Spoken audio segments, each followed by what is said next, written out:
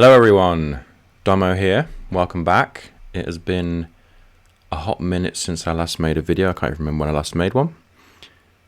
Partly because I got addicted to Dark Souls by accident. And thought I'd hate it, but actually turned out to be amazing. It's that sweet spot between pleasure and pain, sweet and sour. Anyway, not here for Dark Souls chat, but that's my excuse. Alright, let's have a little look at this new replay. This is from the newly formed Empire Cup, which is a new official site tournament on Adventures by Web. If you haven't heard of it, it's probably because it's an invitational. It's for content creators, and as a result of my 3 videos, I qualify for that. Lucky me. So I think it's 32 players, so much smaller than the traditional main site tournaments, but that means you get straight to the good games quickly, and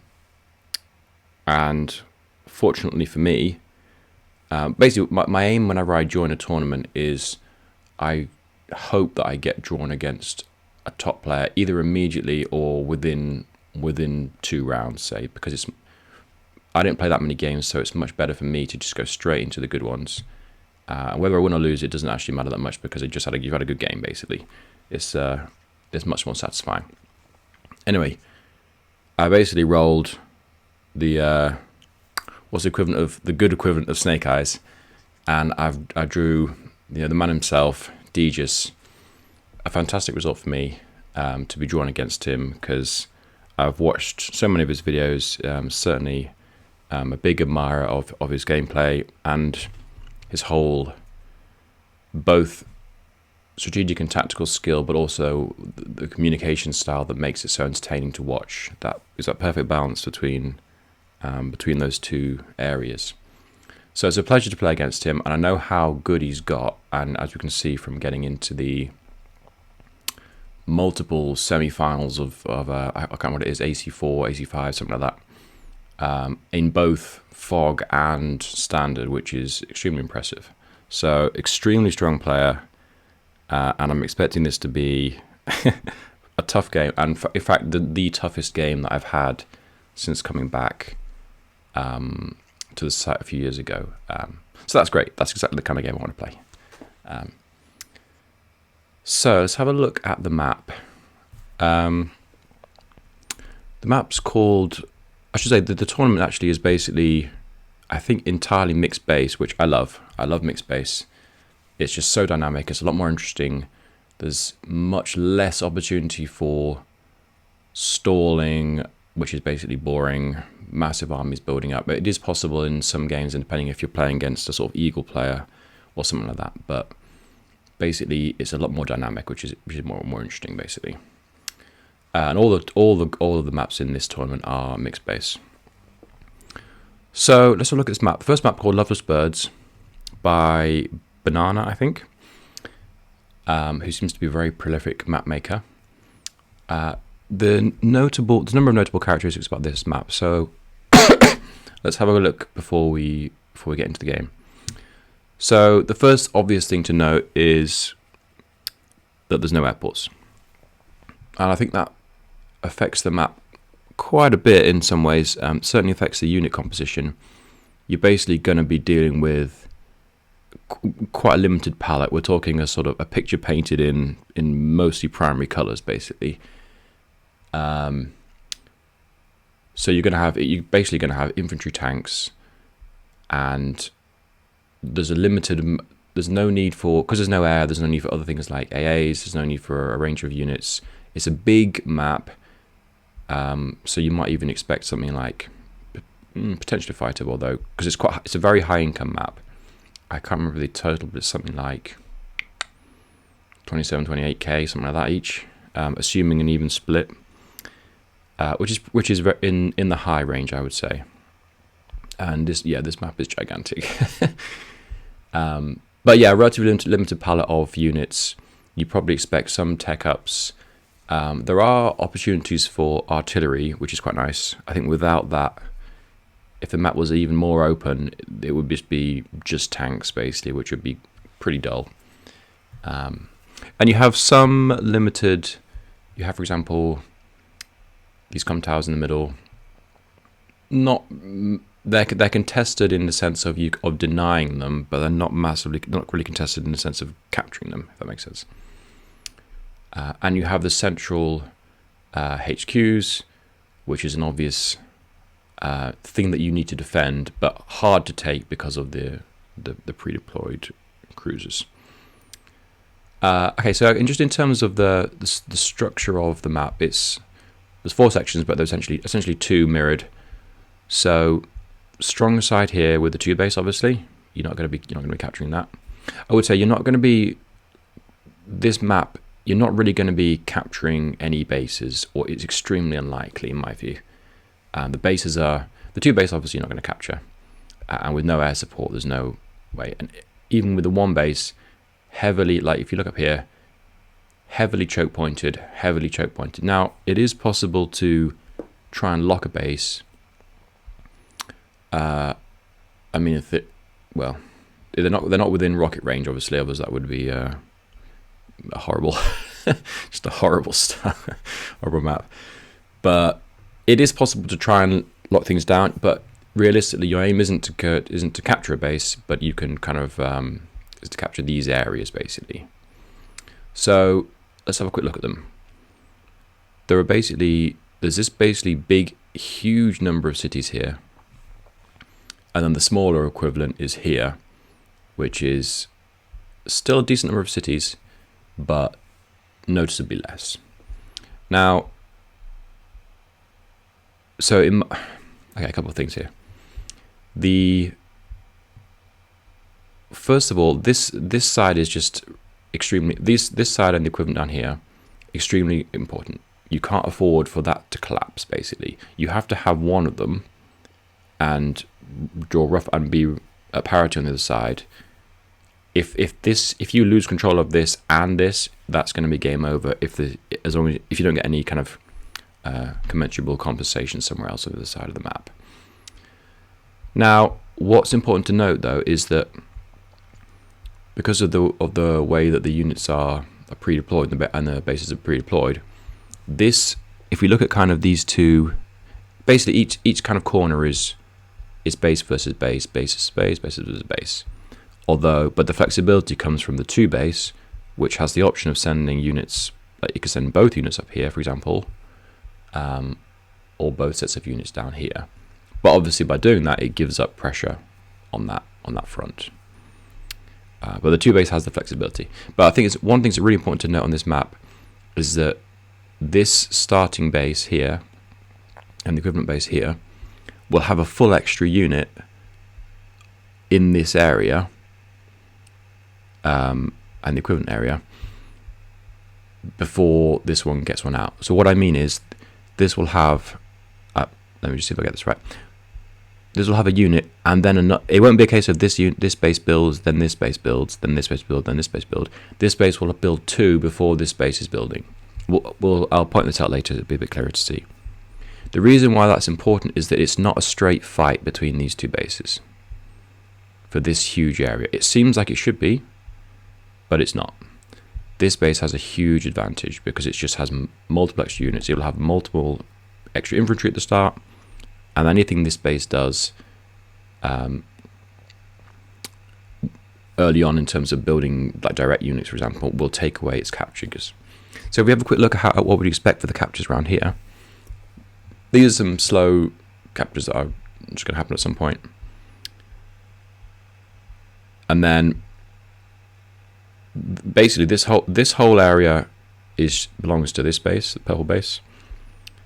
There are some that property there is contested, I would say, and this property here is contested. This one is deniable, but not contested, as in interruptible. So these are the 3 here, but I think it's important to note that this base has, at the start, this base has a kind of divided loyalties. Basically, it has a lot of stretching to do until later on, the 2 base, this base here can support it, or potentially early on, which I'll come to in a second. But until it does that, it has to capture this city here. It's also got to go for these 2, which are contested, and it's got to go for this comm tower, and none of these chain with each other. Well, this one does chain to there, but not a very good chain. And we can also see, and you also have to kind of protect against an infantry from here chaining its way up there. So you have to kind of, if you see how this base has to cover this direction, this direction, this direction, this direction, whereas this base just only needs to kind of spread outwards. I mean, it's going outwards in different directions, but I think this is more awkward at the start. So you kind of have to decide what's more important to you, cities or comm tower, and we'll see that play out in the game. Now, on the other section up here, basically, you have a ring. Let's see if I can use my little drawing. So this kind of area belongs to this yellow base here, and they're not really. These 2 are certainly not going to be contested. It is possible to deny this, but you're just going to be losing units, so it's not really deniable. And equally, I would say, so these are also not really contested. So there are 2 contested ones in the middle. This one is, I would say, deniable. By yellow combat can deny purple from getting it, but it's unlikely to be captured, just because of the slight awkwardness of the structure. We'll see this a little bit later. It is possible for yellow combat to capture it, but it requires a substantial commitment of units, and that's not necessarily advisable. But again, we'll see that play out. So these 2 are basically the that was a terrible circle. Yes, I'll do my drawing classes later. These are 2 contested properties, but in practice, this one is almost certainly going to go to this side, to the 2 base. It can be interrupted, but it's awkward to interrupt.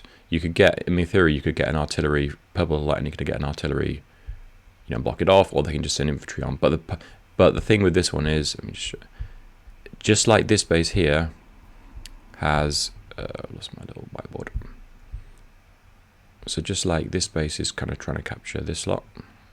Oh, change color.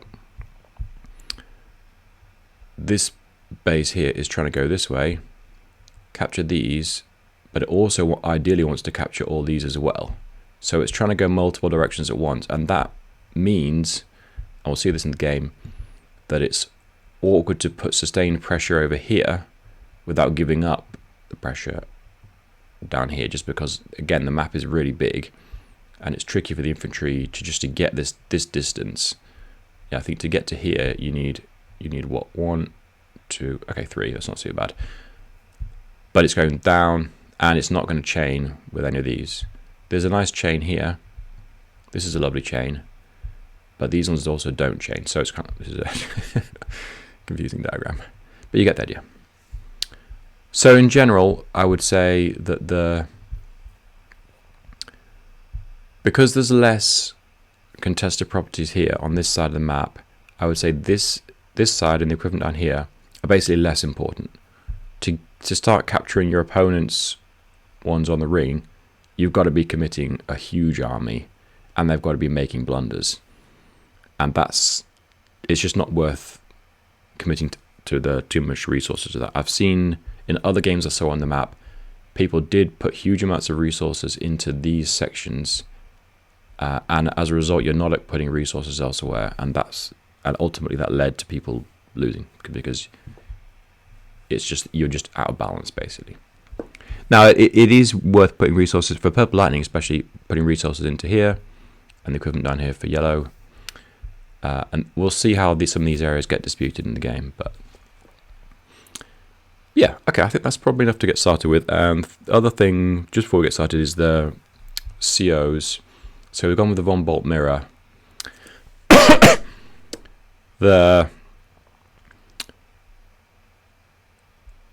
I mean, this is a huge map. You might think that with such a high income, that you might the other option that you might consider would be someone like Hawk, for example.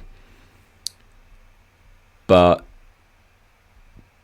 I think Hawk is valid on this point. But I think that Von Bolt's defense just works so well because with so much positional areas and with there's just a huge amount of cities to fight over, and you can't afford to fall too far behind because you might domino basically. If you lose this whole, let's say for example you lost this area and then you started the domino effect of losing the captures, you're going to just lose really, really quickly. I mean, with such a high income, you would need, let's say you had 28k per side. If you lose a city or two, it's actually not the end of the world because you still have your high income anyway. But if you're starting to lose 3 or 4 without compensation, then you are really getting in trouble. And it's very difficult to dislodge someone like Von Bolt from these cities without, again, sacrificing a lot into your attack. All right, so anyway, we both went with Von Bolt. So Von Bolt mirror. I don't think I've actually played a Von Bolt mirror, or at least not to my memory. But so I learnt kind of as we went along, which is again a great reason to play tough games, because you really do learn in a way that you don't really learn if someone's making kind of major blunders on the way, because you're winning or losing to the blunder as opposed to kind of getting that deeper understanding. But one thing I did learn final thing before we start the game, one thing I did learn is with Von Bolt mirrors is it's so positional basically, because it's very hard to, especially if there's high defense terrain like these cities, you've got a load of silos. If you can get your army just entrenched on those, it's extremely difficult to attack into you. Even with a comm tower, you're not guaranteed those 2-hit KOs, and you're getting a lot of basically even trades, even if you're attacking first, which is just horrible. So positional. You just hold your position and try and maneuver them, and that's what's going to give you that positional advantage basically, which you can convert into a win. All right, now let's have a look at the game. All right, let's get started. So in the yellow corner, Deejus opens the game, unsurprisingly capturing the bases, as will I. So I've gone this way because, as I mentioned earlier, there's a lovely little chain here, and it puts a little bit of pressure on this base to make some decisions to prevent me from just going all the way. Not a lot of pressure, but it's great to have these early ones at the start. I don't think there's any particular need for me to go and get this immediate income, but I'm sure someone else has worked that calculation out.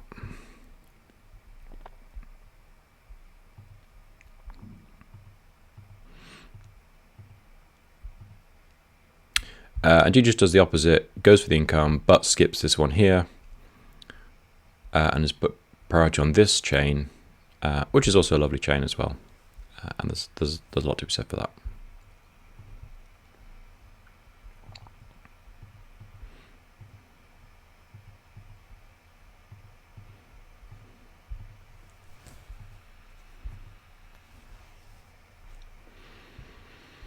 Cracking through the days, day 3.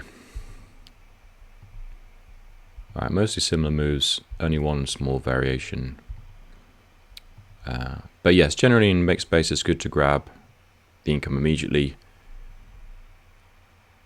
because you're going to be needing it basically. It is a high income map, but again it's a standard development, you know the drill. So the double skip, so to speak, double city skip forward, which is nice, adds pressure on here. And again, we don't particularly need the income immediately. I can't remember if I do the same. Yeah, I end up doing the same.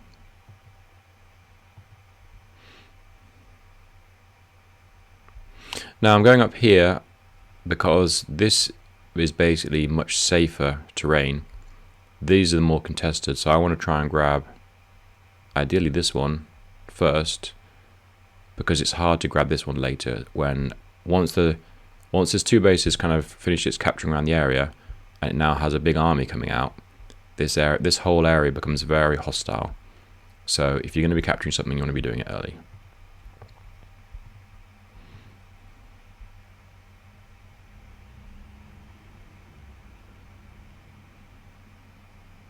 Oh, actually, did I? Yeah, I think actually, yeah, no, important decision here actually, which will definitely have consequences. I could have built a tank here, but I didn't build a tank. So I've given up my first vehicle. Now, this is definitely questionable. The reason I decided not to go with a tank was because it basically interrupts my own capture game. Now, because if I give up the tank, I know that Deejus will build a tank in the 2 base, because it's the most obvious place to build, and almost certainly from here, because this adds quite a lot of pressure in. Now what will my other options be basically? Now I would never. Now, an important thing for this base here, as I mentioned earlier, actually, in fact, you can see a good example now. I have now 1, 2, 3, 4. Once I've built, Deejus will build another unit, which will mean after Deejus is built, he will have 3 to my 4. So I'll always be +1 even after the end of his turn for this base, and the equivalent on the other side. What that means, in my view, is that there's no pressure on this base to build tanks proactively, because this side, these infantry are going to beat this infantry just from sheer numbers. So the emphasis is on the weaker base to do something different if it wants to change things up, and this base only needs to respond. So there's no point in building here basically from a tank, and there's not really any point in building here again because I have capture game to do. What I probably should have done is build a tank here, because this base needs infantry. Yeah, it just needs them, because look at these stretched out. I need to get that, and that. I really don't want to be interrupting with a tank, and also a tank can easily be matched from here, and I haven't really gained that much with it. Although you can front shift, we'll see that in just a second, foreshadowing that. But if I was doing this again, I probably would build a tank here, because it can flexibly attack both fronts, and as I said, these two are basically safe. So is that. This is contestable, but not massively. And so there's less need for infantry. The infantry will capture what they need to capture over time anyway, basically. So that's where I would now build a tank if I was playing this game again.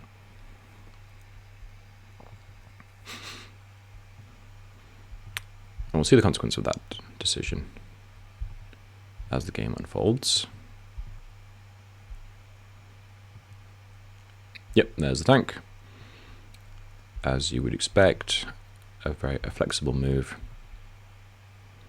Yep, so pretty much exactly what I would expect. The only thing I wouldn't have expected is this unit to go there. I would have expected it to go on there and probably push up here, because this is not contested. But it doesn't make that much difference. Well, it makes a little bit of difference, as we'll see. Alright, so here's the problem with me not building my own tank over here, is that I do end up being reactive. Now this, as I said, this area has the advantage of units, so it's not under immediate threat, but it does need to respond to a tank.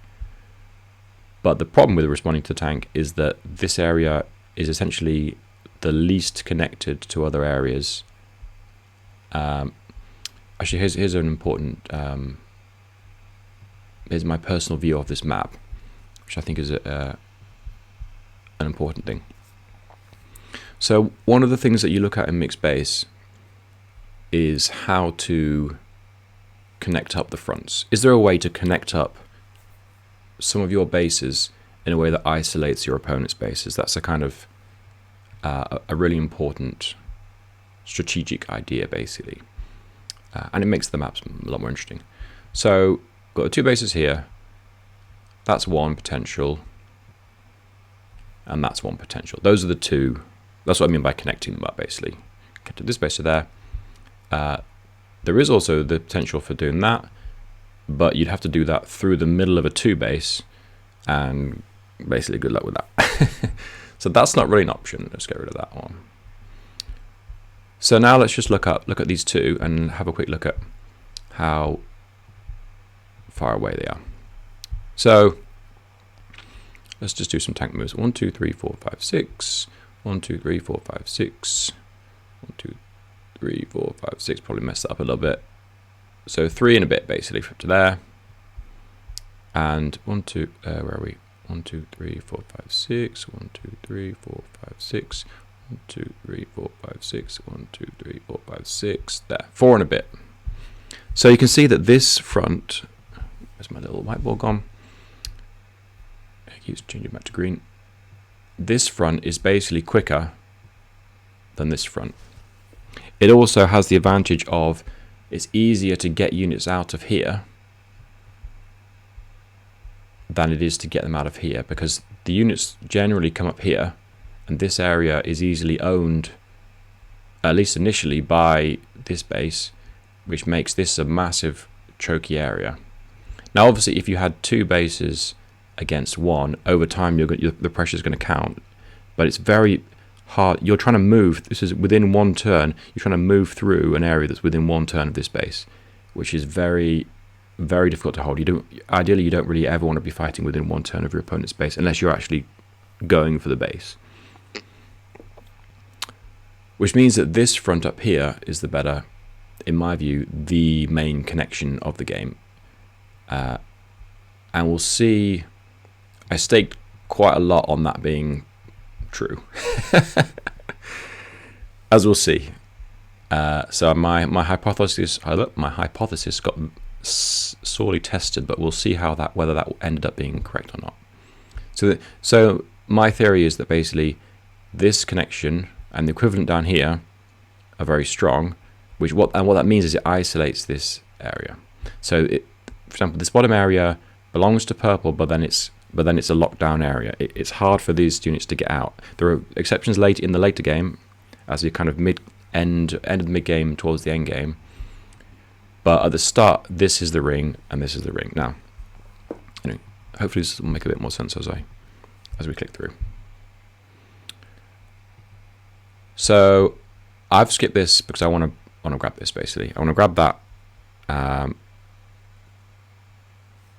Whilst it's early on, it just makes life a little bit easier. I don't know how much pressure Deejus is going to put on these cities, but I know that the units have quite a few other kind of commitments, and I can follow it up because I can get all I have to do is get on there before this unit can get on there, because it'll still be able to capture before I get on.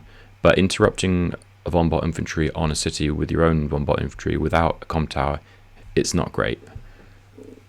It's not the end of the world, but it's not great, and I'd have an infantry following up. So I've just gone for that. Again, I don't feel like I particularly need the income at the moment, so I'm happy to do that.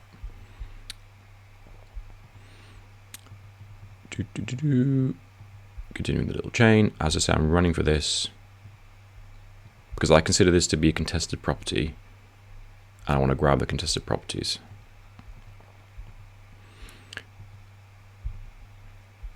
And I build a tank here in compensation for this. Now, again, as I said, it's painful to build a tank here because it's going to get trapped. And you really don't want that. This tank is a lot more flexible. It's from the 2 base. It's not under threat itself. It can go kind of anywhere, but this tank can't go anywhere because it has a... But having said that, it has an important job to do, which is to defend this area. Because this is my area, but I cannot afford it to be lost. So it's fine. I think at this stage of the game, it's fine.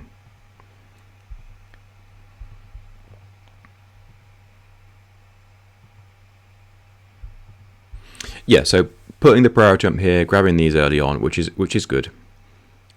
This is, and probably, arguably I should have done that myself, but anyway, we'll see.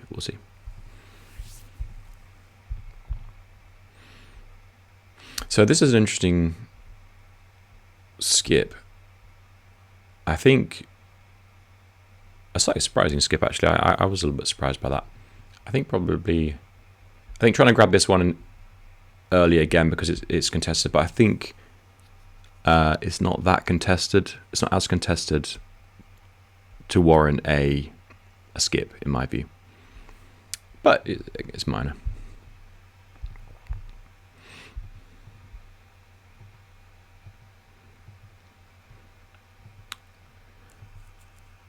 All right, so a couple of interesting things here. So this infantry is going over here, which is looking at one of these two. Completely fair. That leaves this one a little bit open. Tank goes towards the middle, which is completely legitimate. And it allows it flexibility to go different directions. As I say, this one is stuck. I think the double tank is powerful. The downside is that it means you don't have the extra infantry. This infantry has to commit one way. But then this isn't going to get captured anytime soon. And for me, this is probably a big decision, which I think is a mistake. This infantry should have gone here, I think, instead of going down here. Because if it's going down here, it's trying to capture one of these two. But these do not belong to this base, at least not at this point in the game, and probably not ever in the game. Not ever in the game, really, if I'm being honest. I think this is a mistake. This is too greedy. This base has to. I think this base it's easy for this base to feel like it has a lot more power initially than it does, because it's a 2 base. But it actually is, as I say, it's behind in units. But we'll see how that plays out. But the double tank is very powerful. It forces me to potentially, well, we'll see in a second, do a horrible move, which I don't like doing at all. Which I will, yeah. So let's grab that. It's covered by the infantry following it, and then if it's not interrupted, then it can grab that, and then I can grab that, and then I've just finished this capture game around here, basically. And I'm putting pressure on this one, which is I'm not going to be capturing that, but I can at least deny it for a bit.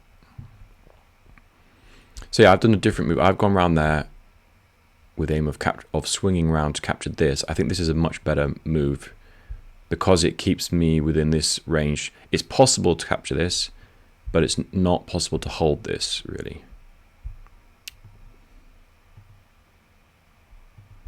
Now, arguably, I think it's possible that I should just have sent this unit this way to pressure on, either grab the comm tower or grab that. I think the reason I did this was to basically make sure this infantry didn't just attack into this, because it's not covered. I don't think let me just see what I built. I can't remember what I built. I don't think I built a tank out there. I don't think I have enough money. Or maybe I do, I don't know. Oh, I did build a tank. So this infantry is actually covered, so I didn't actually need this pressure.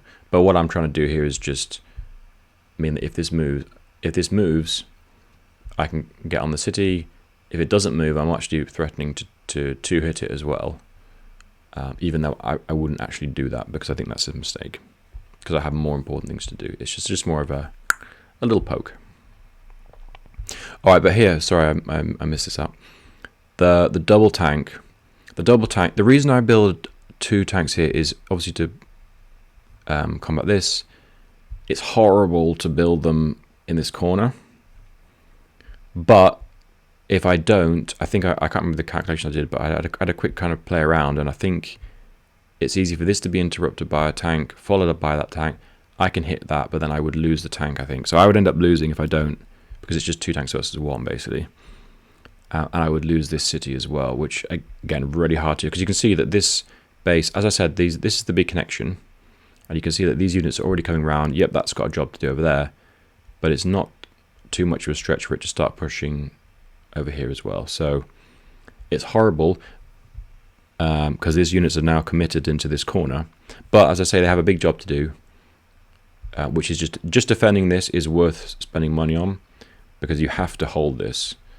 And we'll see that because I built a tank up here, a response is needed, because you don't want this tank running around here. Now, obviously, you don't want to be tanks shouldn't be spending too much time just beating up infantry, because they have other positional and strategic jobs to do, but they are a threat that needs to be responded to.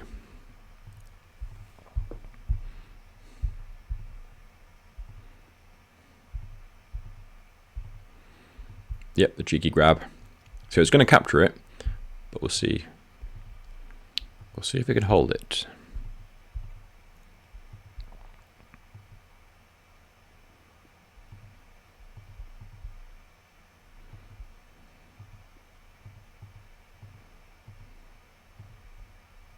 Yep. So this is the front shift. Deejus' tank. Classic Deejus move. Prod down here. Draw the response, and this is just generally good strategy. Prod into a base, draw out response, and then front shift somewhere else where there isn't response, and then you get a chance to interrupt things. And it is a big problem for me, and this is the downside of building both tanks here. If I built one tank up here, I wouldn't have this problem, and it's arguable that I should just have built the tank up here. It's a swings and roundabout situation, because I'm going to lose tempo over here, certainly. So yeah, it's questionable. This base has already lost some tempo on the capture of these properties anyway, because it sent the infantry here and infantry down here, so these are now not, there's nothing in range of those, but it's a kind of, it's a balance. These tanks can't stray too far away, because these tanks, they're trapped here as long as there's a presence of a yellow comet presence around here. But if there's no yellow comet presence around here, they can move a little bit. They can't move too far away, because they do need to get back in time, unless because if something gets built from this base, they need to be ready to cover it. But still, this is nice, and is a problem for me, certainly. It basically is going to cost me a couple of turns of tempo and a hit or two on my infantry, basically, which is a decent attack. So positionally, I'm probably slightly worse in some ways at the moment, but the reason why, essentially, the core thing I'm trying to do here is, and the reason why I'm not worried, is that, as I said, I think this curve is the main curve. So now that I have all my infantry coming out, I don't need any more infantry out here, basically. I can capture all these with the infantry I've got. And similarly, I can capture most of these with the infantry I've got. So now I can just start pumping out tanks. Tanks are going to come out of this base and this base, and they're just going to keep coming out. And they're going to connect up through this curve. And it's harder for these bases to connect up, as we just saw earlier. It's much harder for them. It's not impossible, but it's harder. And you need to commit a lot of resources to it. So my theory is that even though this tank's going to get a bit of a runaround at the start, this ring will close within, I don't know, four turns maybe. And then I'll be fine. So we'll see how that plays out. All right.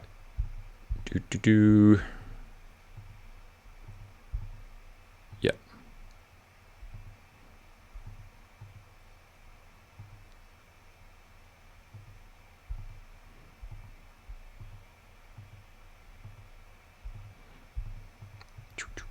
Okay.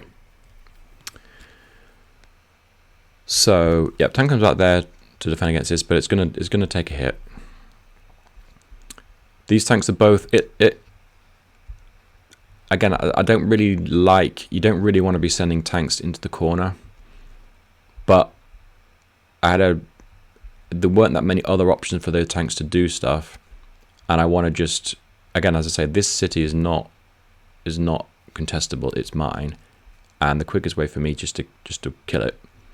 Because even though it's not going to be held very long, Deejus can still put a lot of pressure on it, because we're not far from a base, and we might end up in a sort of a base war here.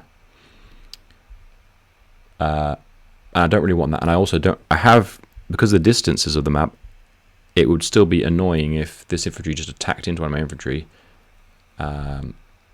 and just, you know, it can delay the recapture by a while, and that recapture is worth 2k per turn, so it's an important recapture. All right.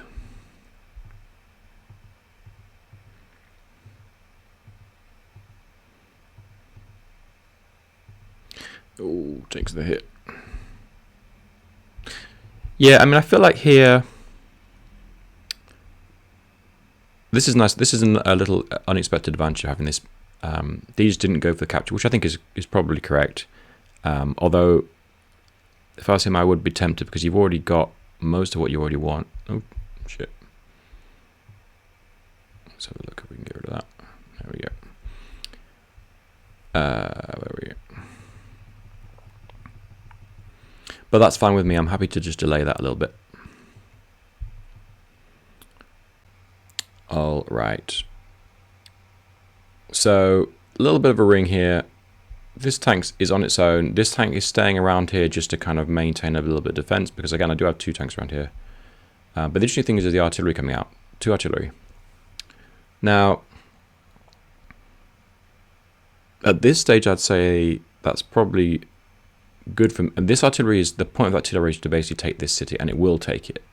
1, 2, 3, 4, 5. It can't quite get there in one go, but there's a very choky area. This is, again, another reason why this area is important, but it belongs to this area, because it's very choky. Now, it looks like you can open up around the side, and you can, but you're sending units right to the edge of the map, and it becomes awkward. We'll see a potential option later, but this artillery basically beds in these units. They have unit count advantage, and they should be able to take this basically. But again, that's completely fine, because my only aim is to capture these. Don't have any more ambitions above that. The artillery here is, if the artillery goes up here, it puts a huge amount of pressure on these cities. This one certainly will fall, but it already belongs to Yellow Comet anyway, and a lot of pressure can come this way. But as I said at the start, these sides are just a lot less important than these. So in my view, it's not really the right thing to do to send too many units down here. Now, sending an artillery isn't too much of a commitment, and it really does back up the infantry. But we'll see.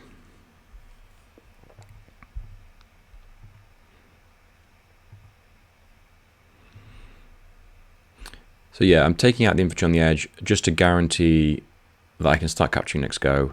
I don't really like having tanks on the other edge of the map, because it's a really big map. But there's no real problem at the moment, because I can hide the other infantry, and there isn't anything they would be doing anyway.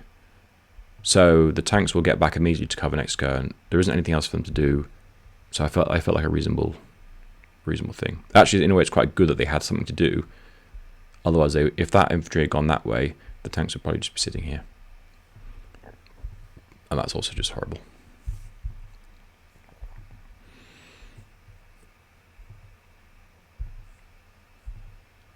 Okay, so yeah, a little interesting thing. I didn't go for this. I think I could have... Yeah, I could have started the capture of the comm tower. So now Deejus is putting a lot of pressure on my comm tower. There's a tank up here. There's a tank here. This infantry is threatening to go round either way, really. It can even hop on this thing and still threaten both sides. And there's even the potential for this to interrupt its own capture and hit there, and that can then hit me from there, for example. And that's why I hit this, to try and help it. Actually, that's probably just to interrupt the capture, because I may as well interrupt it, because I have infantry. But it's annoying, and this is the kind of, because as I said at the start, this base has multiple things to capture. You got to pick. I went with income before the comm tower, but it comes back to bite you. So yeah, you got to make a call. But as I say, 2 tanks now coming out of here. So now I've got 4 tanks in this curve. Now Deejus has he has 3 tanks around that can potentially contest this. The artillery is much slower, so it basically can't really do that much. But this ring is starting to close. So at some point, these tanks are going to have to basically decide, where do they want to be? Do they want to be over here, or do they want to be down there? Because you can't be in the middle, because that's mine.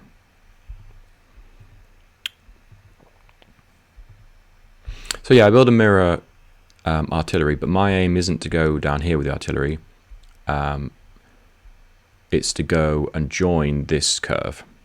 I want to join this curve, create a lovely little artillery and tank mix, which just holds this area, because there's a lot of pressure on here. There's pressure both ways, because the bases are comparatively close to each other. But I can't let this base build up too much, because it can start pushing down, or even capturing one of these, which is really, I don't want these to be flipped. Basically, I want to be able to defend them.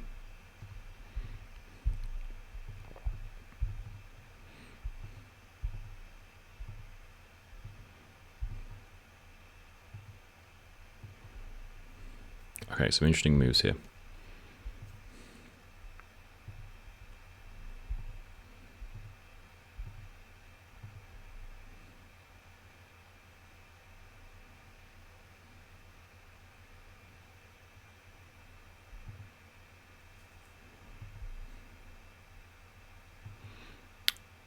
Right.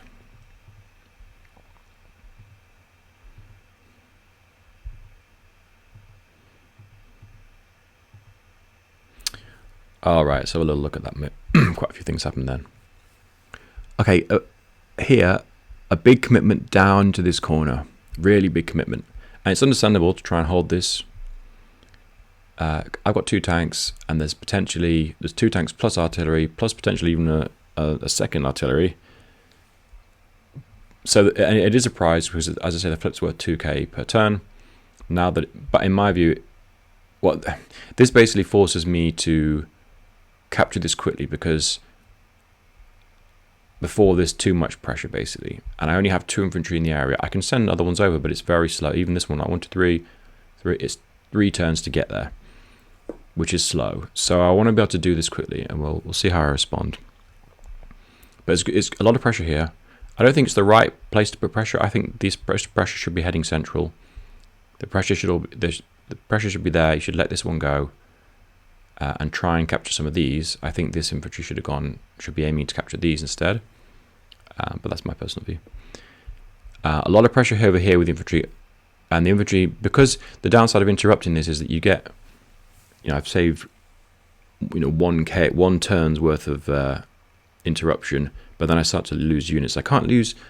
It's not a problem around here because I have a bunch of infantry, but I can't be losing too many of them, because then I have to start committing, because what I want to do basically is be sending units from these 2 base up here, which means that this base is not reinforcing this front. It's sending in things into the middle, and now I get an overload in the middle, which is great. But then I lose, so I can't lose too many units here. It's not a problem at the moment, as I said. There's plenty of infantry around, but I've got to be conscious of not losing too many. If I get into a big fist fight with them over here, when there's a load of them coming out, they have more, and again, von Bolt terrain is not great for fighting into, so I've got to be wary of that. Now again, and this is the big thing. Early on, Deejus sent the tank up here, interrupted this, and both of these are still not captured by me, and one's even being captured by Deejus. Whereas if you look at the opposite side, the compensation Deejus is much better over there. Although we'll see overall, I have more income. From other things that I've got. For example, I've got this contested property. So, and I've also got this contested property as well. So the swings and roundabouts. Now these are all nice defensive terrain, but as I say, the ring is starting to form. So these tanks are going to have to basically commit somewhere. And I'm happy to kind of just keep pumping things out, because again, I'm fighting within a short distance of my base, but there's not been any reinforcements coming on over here. Now they can arrive relatively quickly, but artillery is not the reinforcement that's going to arrive quickly. It has to be tanks because of the distance, and because of the direct units, obviously. But still, there's a lot of pressure on this comm tower still, a huge amount of pressure on it, actually. There's potentially, 2 tanks within range, infantry even threatening to go on it, although I don't think it would. But a lot of pressure here, and this is kind of a problem for me, especially when it's a von Bolt mirror. So it is awkward, but my aim is that this, again, as I say, the ring will close soon. So how do we respond? So now I can grab this, but how can I? A single interruption is relatively easy to do. That infantry can basically just sack itself into this, and it's gaining big value. And if the other infantry gets hit, then there's now not much doing there. So I'll just show you what I do. This. I wasn't expecting to be able to grab this, but I can because of what I'm about to do next. With the tanks are going to basically kill that. Oh no, it wasn't 2 tanks actually. But basically, I'm giving up a tank. I'm gaining infantry kill. I'm gaining this and this because nothing can interrupt that. Can't reach. But I lose a tank hit. So it's definitely worth it for this. That's a nice little cheeky grab as well. So it is worth it, but initially I will take a decent hit basically. So I'll lose probably like 4K's worth of value. But I get 2K back immediately, +1. So that's, and there's obviously the repeated income, so that's worth it for me, I think. Can't let that one go through. I'm hitting that bait. It's a terrible trade. It's because I haven't got the comm tower. The reason I did that was because this is actually threatening this, which is obviously very close to my base, but this base is committed to sending units this way because there's a lot of stuff around here. So I have to keep that pressure going. I really don't want to be sending units that way, and it couldn't be an infantry because it can't quite reach to interrupt. It'd have to be a tank, which I really don't want to be doing. So this is just a slowing move. It could then kill this infantry, but it would have to interrupt its own capture, which I'm also fine with. And I'm slightly surprised I did that. There's no way that's going through. But I think I just wanted to, or maybe I can't actually remember what happens. I wouldn't normally do this. I wouldn't normally send this tank over here because these tanks are supposed to be over here. But at the moment, there's no way this tank can really do much. It can't attack into these. As I said, no comm tower, high terrain. It would just have to sit around. It could attack this, but then it runs the risk of being attacked back, and I can't quite defend it properly. So it may as well just get a free hit, and then I should be able to just block the rest. I can leave that on there because it'll be covered by a tank from there. So yeah, just causing a bit of trouble here, but not being too aggressive. I don't think I attack. Yeah, I don't attack this because I don't want to give up too many units basically. And the artillery is heading, as I said, to centrally. Now I start trying to capture that. I can block and block. This is going to interrupt from there.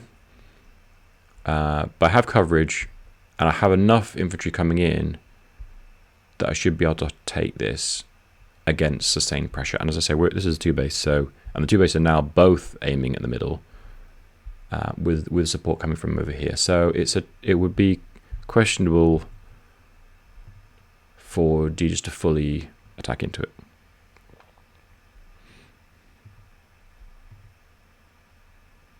But now this is starting. So these are now even trade here. Deejus got that one. I haven't got that. So on these fronts, currently Deejus is winning. But on these fronts, I'm winning. So it's kind of evens out basically. Well, the Deejus now has a slight income lead.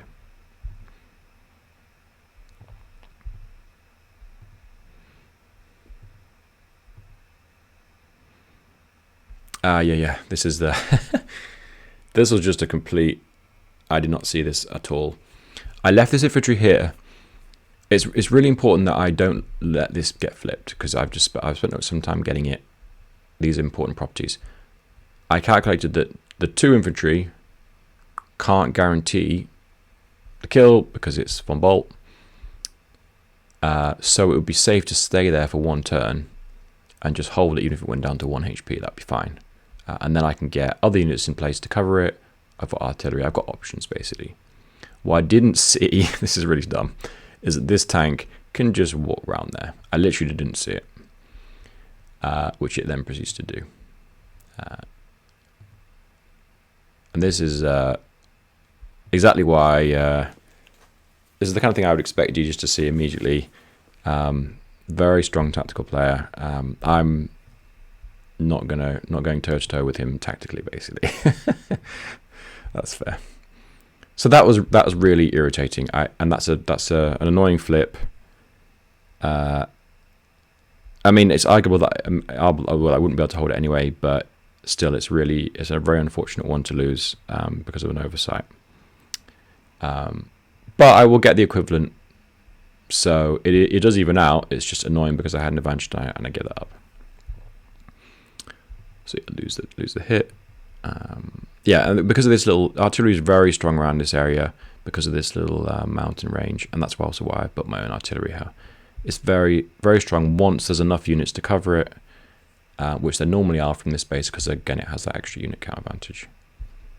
Interrupting the comm tower is good. There's not many. It's hard for me to get infantry to cover, and I probably have to combine, and then you're talking only one hit would take it down, and then it's becoming awkward for me to get that.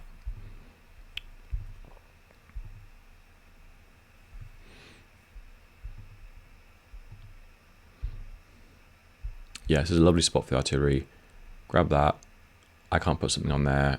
It's just really, really nice. A lot of units coming out on this side now. A lot of units here. And that's fair because there's a load of my units over here. But these units run the risk of getting trapped once this ring closes. As I said, the ring hasn't closed yet. Will it close? Join us again. Nah, we'll see soon. We'll see soon.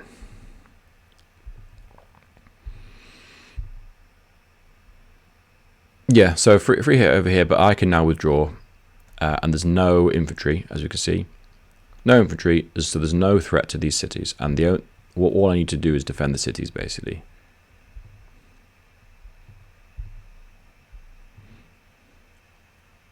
So that tank is now front shifting back down, which I think is sensible. And this tank's shifted. I think one of these tanks has kind of originally wandered all the way over here and ended up over here. So, all right, we're on game 9. Game 9, day 9. Yeah, game 9. It's the world. It's like a chess championship. So, a couple of things we can note. I still haven't captured my biggest aim at the moment is that I need to capture these.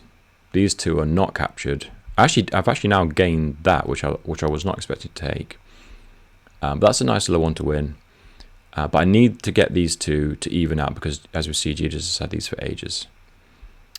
I also need to not let my position collapse over here. There's a lot of infantry coming out here, and I've been sending all my units this way, which I think is more important. But it means I need to be very careful over here, and I need to defend and not basically attack in here anymore. And my other aim is to grab the comm tower. These are the real priorities, though, definitely. But fortunately, they are all in the same area, so my whole army can basically combine in favor of that.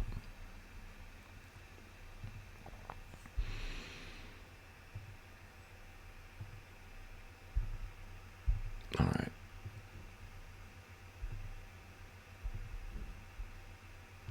But the advantage of the ring starting to close is that now I own this area now because I have a load of tanks. So these should go through.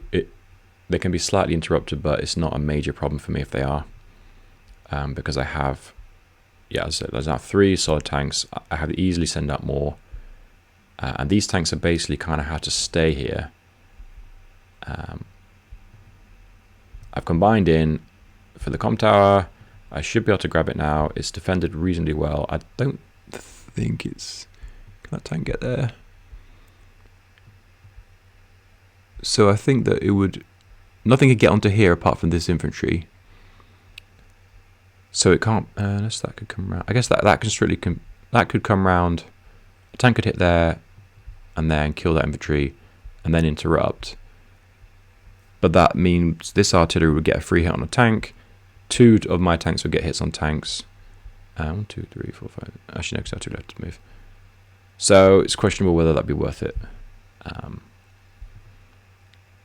And a lot of my units are pouring into the middle. And I have a lot of tanks around. Yeah, if you send multiple tanks in to interrupt, I would be able to get so many tank hits. And this is where we really start to see the value of the defensive terrain. This is these tanks here and here and here. There's a little silo underneath that, and they're really hard to attack into them. I mean, equally hard to attack into this, but now we're kind of sitting opposite each other. But this is my area now. I have see, I've just kept pumping out tanks. And 1, 2, 3, 4, 5. I've got 6 tanks in this little ring. Whereas these are separate. I'm just trying to, bottom left, I'm just trying to preserve a little bit of units. I've pumped up so many units into this central area now. So you can see 2 artilleries have come out. Everything from here has been going out at least the last 3 units.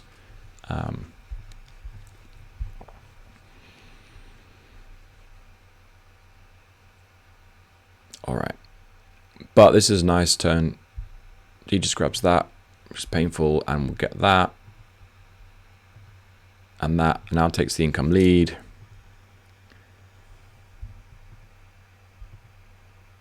Hot shoe shuffle around. Should be able to get a few sort of free hits on my infantry, which is annoying.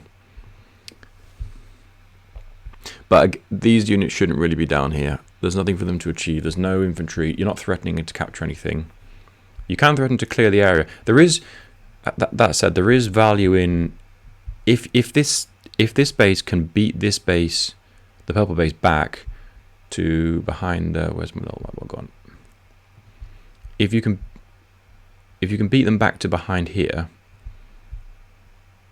then units have to kind of commit either way, but you can just control these choke points, and then if this whole area falls, then it's obviously game over unless there's other compensation. But it's a huge commitment to do that, and all the time you're doing that, you're fighting in the corner, whereas your opponent's forces are fighting in the center, and that's all other things being equal, that's generally really bad for you.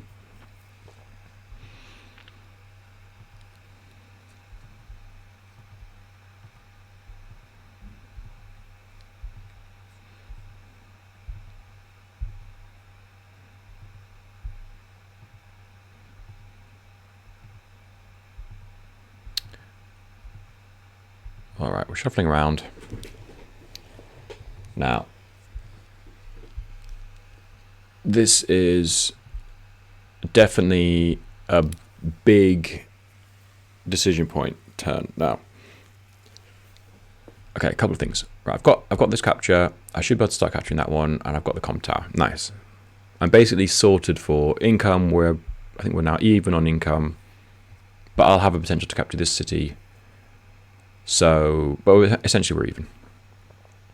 And I've got a big force now here. Now the question is, I've now centralized a load of stuff. What do I do with that? Because there's no point just centralizing for the sake of it. The advice is always to centralize or death ball or whatever it is, but why do you do that? What's the point of that? So you generally do that so that you can send your whole army against half of theirs, take that out, and get whatever cities it was defending without the other half of the army being able to do anything about it. Now, let's take stock of the position. So I've got a strong central force here. I have what? 1, 2, 3. Well, we won't count that one. 1, 2, 3, 4, 5, 6, 7 tanks plus 2 artillery, and on this force here is 2 artillery plus 4 tanks. So even though Deejus is better than me tactically, I will win that fight if I send everything in. And I did have a quick calculation of you can basically chip away those 2, take out that tank, hit that tank, artillery goes there, and artillery goes there, or wait, 1, 2, 3, 4, 5. You can overload this artillery basically with 2 of my artilleries. And you can even send this tank around the side to start threatening from the flank. So you can, I certainly could do that. And that would, I think, win this, eventually, after multiple turns, would win this corner, which would then allow infantry to start capturing. And as I say, there's so many cities here that would be a huge advantage. But notice I don't really have many infantry around here. I have, this one will capture that. I have basically 2. They're not really that in good range. So I would win that, but I would lose most of my army in the process because I'm attacking into Von Bolt on reasonably decent terrain, not perfect terrain, but it's still decent enough. And the other kind of reason in favour of attacking to this is also that the artillery's been built, so I can send my tanks in, and this artillery isn't covering this tank, for example, because it's just going to go. It'd have to move forward and sit, and then they can then be hit. So there's some merit in doing that, and it was very tempting. It's always tempting to just do a massive all in. But let's have a quick look at the rest of the map. Now, well, on this front here, there's actually a pretty big force: tank, artillery, infantry threatening the air, and there's only 2 full strength infantry, but this one's going to heal up. This one can start healing up, and there's a lot of pressure on this city as well. So there's quite a bit of pressure on this front. On this one, there's a load of infantry. There's more infantry than my infantry, but there is not really I'm not really in danger of losing any of these. The only threat might be down to here, but again, this would involve these units going away from the centre, which I wouldn't be against. But on this front here, there's now quite a lot of units here. So there's 2 tanks, 2 artillery, 4 tanks, and I've got 2 tanks and 1 artillery. So a huge, again, disparity. And I'm not in as good a defensive position at the moment. This, if you see this position up here, really, really strong behind this sort of iron curtain of mountains.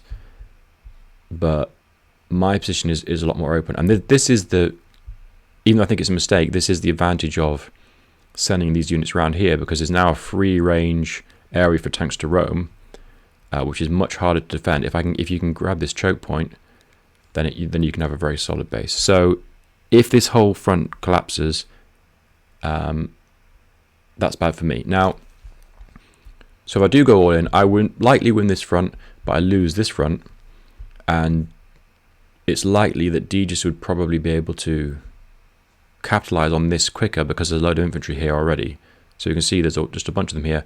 You can easily filter probably 2, maybe even 3 off. They can go around, and that would be a big problem for me, basically. So I think I would ultimately lose out to that, and I would be losing this front as well, and potentially this one as well. So overall, I would maybe win 1 front but lose 3. Now that's not a good balance.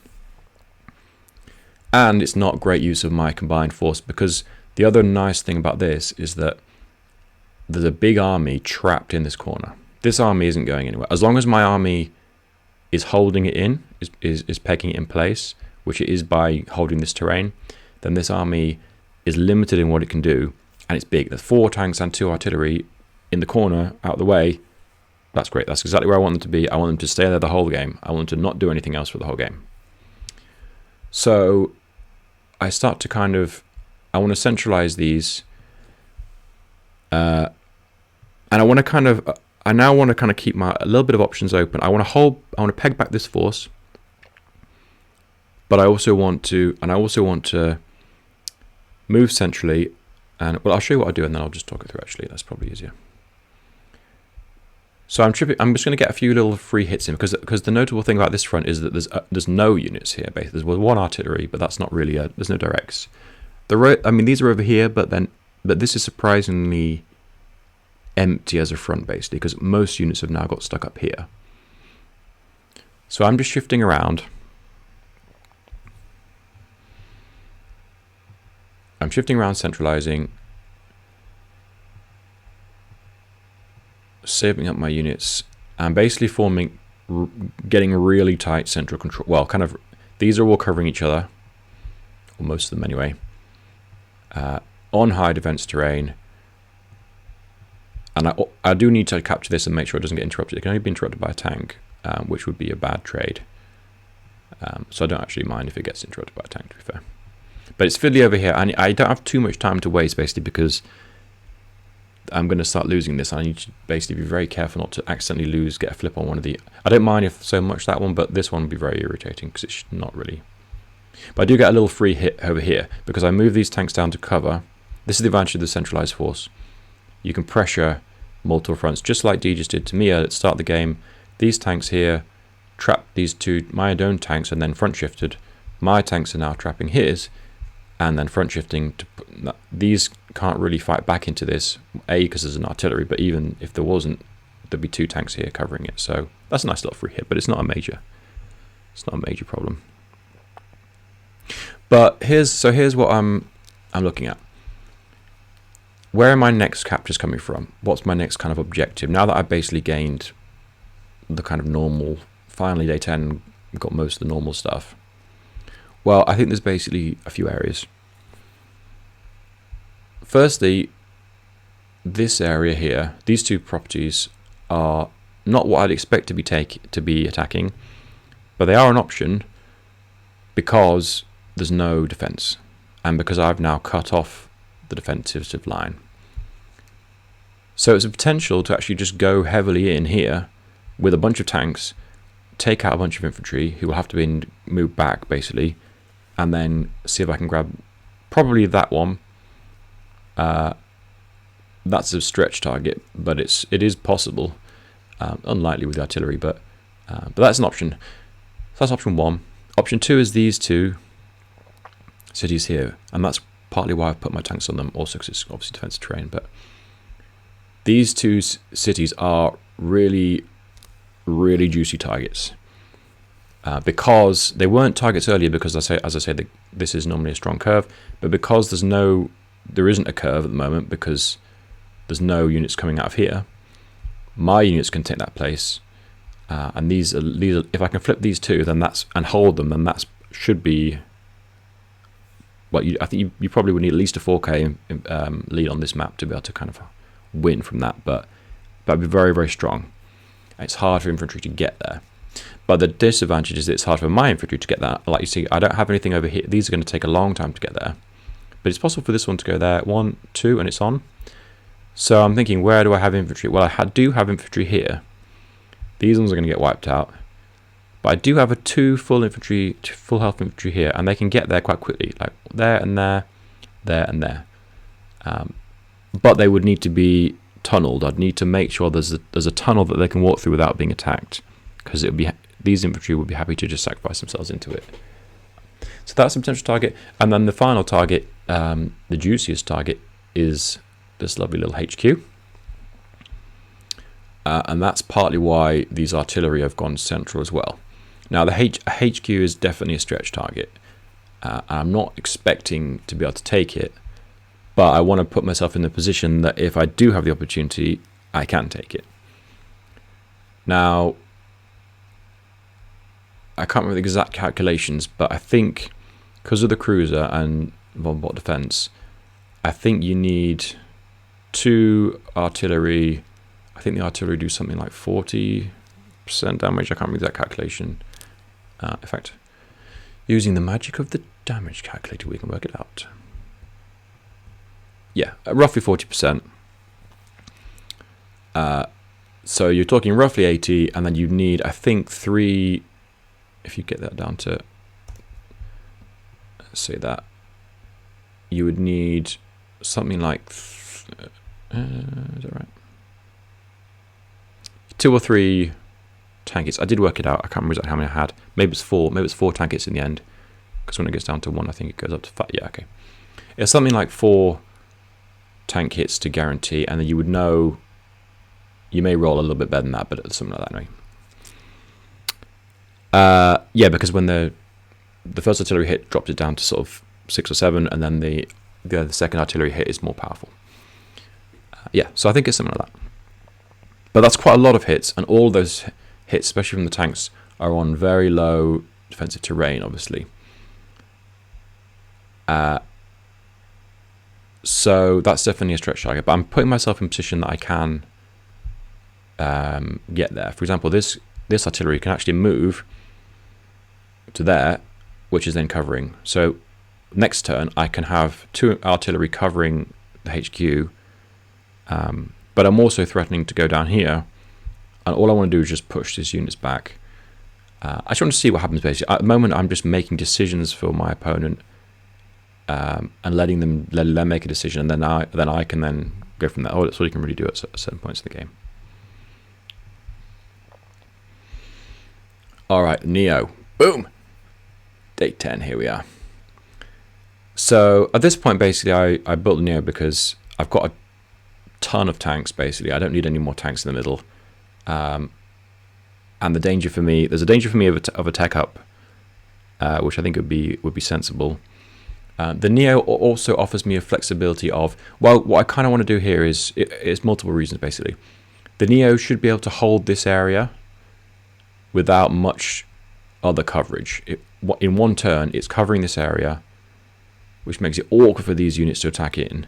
Not impossible, but awkward because you don't really want to be building your own Neo in response because it's going to get stuck over here.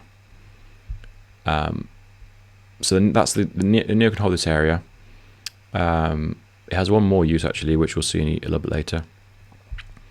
And it has another use, which is that it can also attack the cruiser, and it does about the same damage as an artillery actually, which I didn't actually realize, but that's what until I looked into it. But if whatever reason I don't get enough artillery in position, it can attack, and I think it can attack in 2 turns. So one turn gets to there, 1, 2, 3, 4, 5, 6. It can actually go on here, and you can delete your own cruiser to allow you to attack the other cruiser.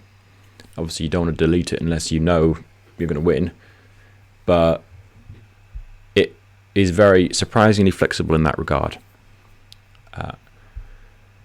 So that's a really big turn, and probably the most important, or certainly a big inflection point in the game. And this is really nice central control here. It's really difficult for Deejus to break this, because it's just that huge central control. But it's a bit fiddly.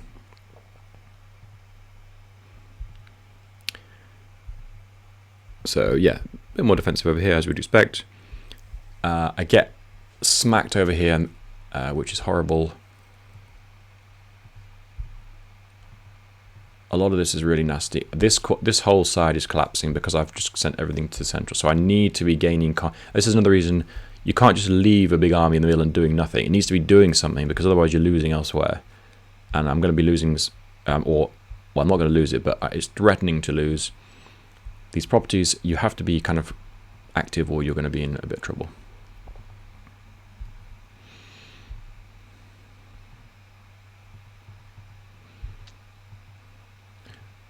So yeah, this is again, well, I'll talk that through in a second. All right.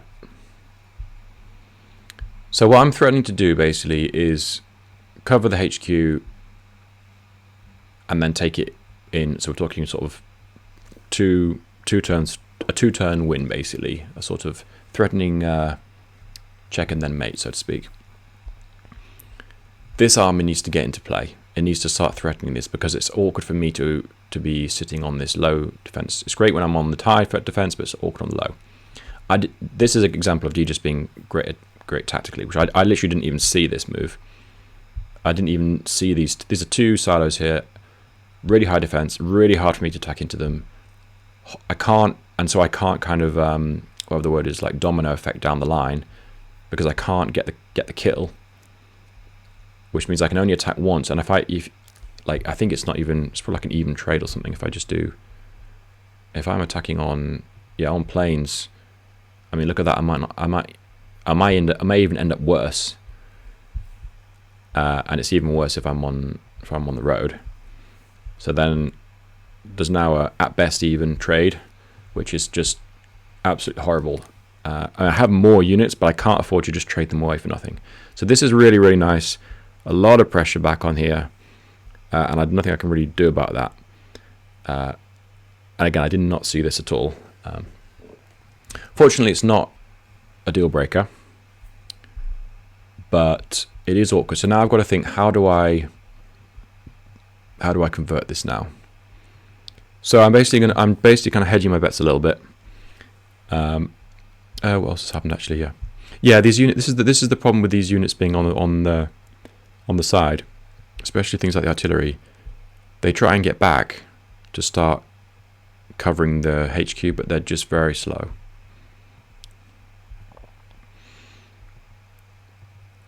Ooh, down 5. Yeah, shuffling around. This unit is covering both the HQ and this. Again, I'm hedging my bets, so I would be happy not to get the HQ and just to get these 2. If I can get one of these, or ideally both, That's really strong. There's no threat from here, or very limited threat. There's some threat from here, big threat from here, but this also needs to be very careful. Let's shuffle around. All I'm doing is now I'm making my loop really strong.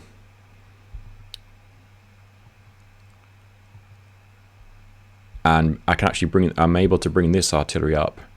I'll explain this positioning in a bit because it's quite important actually. Actually, I'll just explain this one now. So at this point, I'm committing to the HQ, but with the covering of these two cities. Now so I've got 2 artillery covering the HQ. I've got, as I say, the Neo is an option as a third hit if I need it. This artillery is now not covering the HQ, even though it could, because it could have gone there. Now, why is that basically? For the HQ threat to work, I need to hit it. I need to basically kind of form a little defensive line along here. Because a single von Bolt hit, even with a super, can't one hit KO another von Bolt tank on here. So this is a solid defensive line, and as I say, there's no air units. So I have a load of tanks. So I should have enough units to be able to just wall and get the hits in and start capturing, and I'll be fine. But so what can break through the wall basically? The answer is artillery can break through the wall. So if these artillery basically position themselves here and here, they can start the steamroll, and the von Bolt tanks can steamroll through because I'd be on low defense terrain. If 2 of them can obviously take out a tank on a road, but you need to start that roll somewhere. So if my units are kind of, let me just draw it. So if I'm kind of lined up like that in a little defensive line, my line will have to start somewhere. But if there's an artillery here or here, it can get the hit. A tank can get the hit. That's now gone. Oh, it's not really. That's supposed to be an X. And then you can steamroll down. Like to it. Now it'd still be awkward because you may not have enough tanks here to do that, but it's a threat anyway. So I want to avoid that, which is why that's slightly odd positioning. It's just covering that. So and then I don't actually mind then if these artillery are welcome to put themselves in position, of my own artillery. That's completely fine with me. I'm happy to either go for the HQ or just get a decisive blow on an army. That either way is fine. And as I say, these infantry are now covering in range of these 2. I just need to kind of make sure that these infantry don't wrap round. So I think I just sort of shuffle. Yeah, you go. Just a little bit of defense. Yeah, I grab this. Why do I attack into this? The reason why this is actually really important. What I'm threatening to do next turn is, as I say, drew that little line. What else can break? So the artillery can break the line from here, but there's also an artillery here. This artillery is too far away because it went down here. It can't get back in time. So this is basically out of the game now. But this artillery is not out of the game. How can this artillery influence attacking here, this line? Well, it can either be positioned here, well, or further forward, but it's unlikely to be further forward. I need this artillery to not go here. That's the most awkward for me. If that artillery, let me just grab that little thing. If this artillery goes to here, probably this tank goes to here, this tank goes to there. This artillery can come up to cover them. That's not a very good diagram, but that means that this artillery always has a direct hit on this road tile, which is extremely hard for me to deal with. I don't actually know if I can deal with it. I probably would have to go in and try and attack, but again, it's weak. I don't want to be. I need a decisive capture. I have quite a few infantry around now, so I can join cap, but it's a dangerous brawl, and as soon as this brawl starts, all of these units can just go in. Basically, they don't have to worry because they're not fully connected up because they're on opposite sides, but it's still a messy brawl basically, with me on low defense terrain. So I don't really want that. You only want that if you're going to be. You're definitely going to get it. All right, so So that's the reason for this attack. The reason for this attack is that the obvious response is this artillery hits that, which means the artillery doesn't move. If the artillery does move, then the only other response is, the only way you can other response to this is to attack with this tank, which you can do from high defense terrain, but that means that this artillery can't be covered. It can go and sit there, but what's it going to be covered by? A 4 HP tank? I can hit one hit KO that. This infantry can't. This infantry can cover this side, but not that. Not get onto the comm tower. So nothing else would be able to cover it. Basically, I mean, I guess in theory you could join. I guess in theory you could join cap the 5 and the 9, which is actually, that probably would be a good move. Yeah, that's probably what I would do actually. Artillery there. This infantry goes there. Join cap the 5 and the 9. This artillery covers. Probably the 7 goes there, maybe. Debatable. Because this one can cover as well. But the other thing is that this infantry really, really wants to get on here. Because this is a juicy target. It's not the right target because there's a massive threat on the HQ, but it's so tempting. I want this. I now want this infantry to get on there.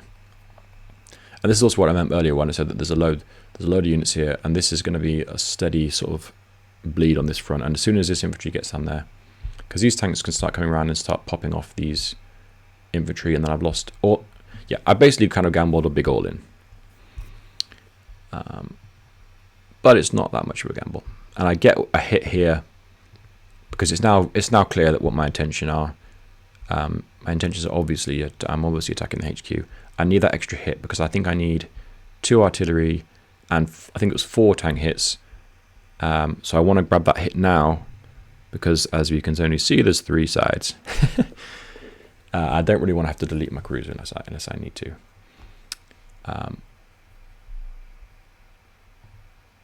So yeah, we are now in full endgame territory.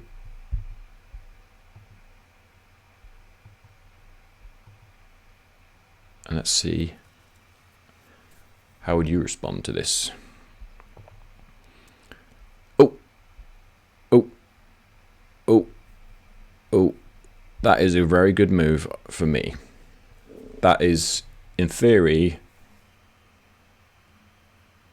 the last of the major threats. That's exactly what I want to see. There's one more major threat, which is a very big major threat. I'll explain it in a second, see if you can guess what it is. Ooh, that's nasty. This is nasty hits on me. Chipping away at the things. The infantry goes down, which is a good move, except something more important. But a lot of smacking me up here. Now, what's the apart from obviously gaining value, there's another point to smacking me around, which should be relatively obvious, but also this is nice. A nice little artillery lock on here. Ultimately, it's not really that important. If I wanted to break it, I could because I have a load of units here, so it's not a major problem for me. This is more of a problem because this is now. Is it guaranteed? I can't. It's not guaranteed because the two tank can get through. But that's more of a problem. So as I said earlier, I can see that I'm losing on this front because there are actual units on here. There's artillery and a tank. I didn't have that, so I was slow bleeding on this front for quite a number of turns. So that's kind of as expected. This artillery is too slow. This Neo is also too slow. If that's the thing I forgot to mention. If this Neo had been bought 1 turn earlier, I don't think the HQ is then holdable. Or at least within 1 turn. I'd have to use it as an attack bait instead of, because this Neo can one hit on roads certainly. But It's not. It's built one turn too late. It can't influence the game at this point. As long as I capture the HQ within one turn. If I don't, then it does influence the game. Let's have a little look-see. Oh. So the artillery goes over here, which is 1, 2, 3, not quite reaching my little defensive line.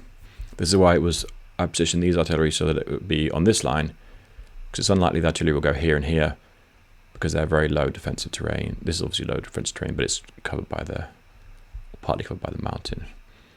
It's not really possible for the artillery to go here and be covered. And if they did go there, that'd be fine. I'd be happy to just tack into them.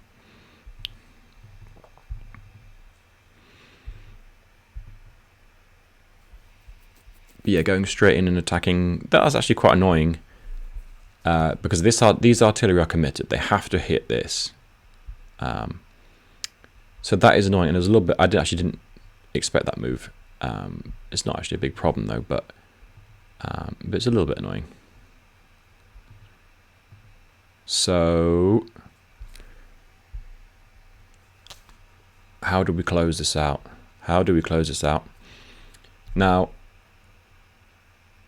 there's two things to do basically. First of all, it's to close this ring. And second of all, the other big threat I was referring to is powers. Now, we're still in theory half away, but a von Bolt, normally a von Bolt swap isn't, well, it is really powerful, but it'd be especially powerful if you hypothetically centralized all of your units in one area like this. That would be an instant game over if I'd put everything around there here, including artillery and tanks, and then they got paralyzed. And obviously take the 3 points damage, and then Deejus' whole army just wipes me out in one go, and that would be just a highly embarrassing and depressing way to end the game. So I need to be careful about that. Now I need a bait, but the problem is I'm putting a ton of units here. But I think at this point it is. Well, I'll show you in a second what I do. But this is, which I hinted at earlier. But first of all, let's just get 2 artillery hits on there. Oh, so I actually got the rolls, which is lucky. I mean, I already had 1 tank hit, so I got the rolls. I didn't need the rolls because I had so many tanks around ready to go, and the tanks are going to be lined up anyway. So start capturing. But it's nice to get them because it just makes life a little bit easier. But and all I'm doing here is just, yeah, I'll take the extra. I'll start capturing these as well, just because if for whatever reason I've miscalculated.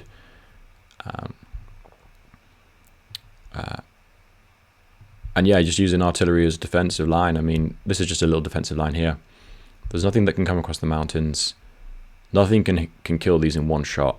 But it will gain a lot of charge. Oh, now look how close the charge is now. Now, so I'm hinting at what I'm going to do basically. So I just assumed basically that there was going to be some way that Deejus should get the full charge, because it doesn't look very far. I didn't really bother calculating in detail. I just assumed it would happen. Now it is an option to delete the cruiser, which helps lower the count around here. But the better option for me, because I've managed to get on without needing the Neo, the other great use of the Neo is as a bait. So the Neo can basically just go backwards. And we see that tank has already headed backwards as well to form a bit of a magnet there. Neo goes back, that tank comes back, artillery goes in, that tank goes in, and then finally another Neo. Boom.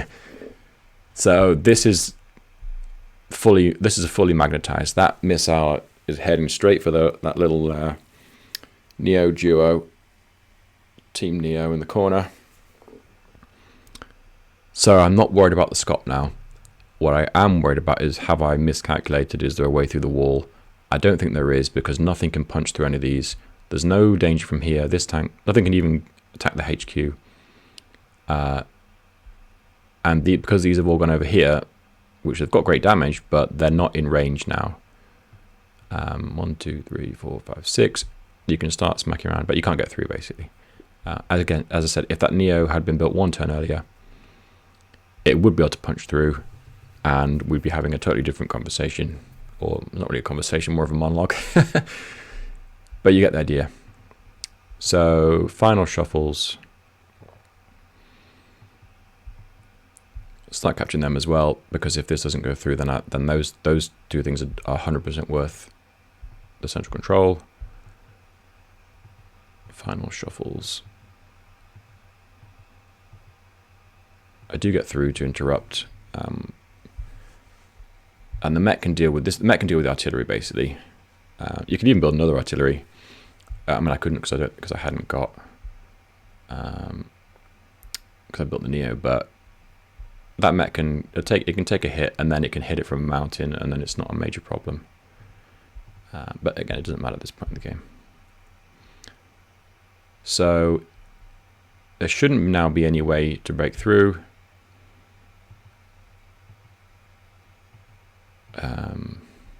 But there'll probably be some charge building. We'll see if there is a way through. Charge is building, hitting things up.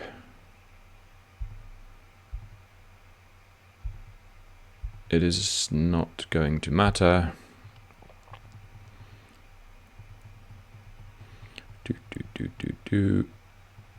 Because as I say, I was taking huge damage, but you can't punch through in 1 turn. But you have to be absolutely crystal clear. And that's the end of the game. Whew. So that was a very long explanation. But yep, excellent game. Really, really enjoyed it. Definitely took, at the start of the game, Deejus had, I think, the positional advantage from the, let's just flick through. If I go back to, we can see right at the start when gone too far. Yeah, this tank's flexibility is now got a nice little hit over there. But the thing ultimately that closed it out was my hypothesis that this loop was closable, which it turned out to be closable. And then it's the balance of committing to various fronts. Deejus won this front convincingly, and was winning this front, I would say. But the central control ultimately paid off. There was still a number of decisions that meant that it could have been not possible to get the HQ. Certainly, if that Neo had been built 1 turn earlier, I should still have been able to get these, because my Neo would be able to come into the middle and cover. But again, at that point in the game, with the Scops building, this turn, next turn, it's already right up. So I mean, at this point, it's getting very, very dangerous. Huge armies build up. If the wrong bunch of units got paralyzed, it could be, you're talking high swings here. So it could have gone either way. But ultimately, one of the things about this game, I think, is yes, powers are built quite a bit near the end, but most of the game was just positional. Again, Von Bolt Mirror. I hadn't really realized this when I started the game, but it turned out to be all about keeping the control of their high defense terrain, locking your opponent's army in various places, and it's the threats as opposed to the actual engagements. The engagements happen later, but so many of them happened for charge building and because other things have been deliberately given up. So that's just a thing to be aware of for Von Bolt Mirrors. Yeah. But yeah, I mean, excellent game. I definitely feel that it's a pleasure for me. To play someone like Deejus, who is obviously just an excellent player, extremely, extremely strong. I think to some extent, there's an advantage for someone like me who is not, anywhere near as well known as Deejus.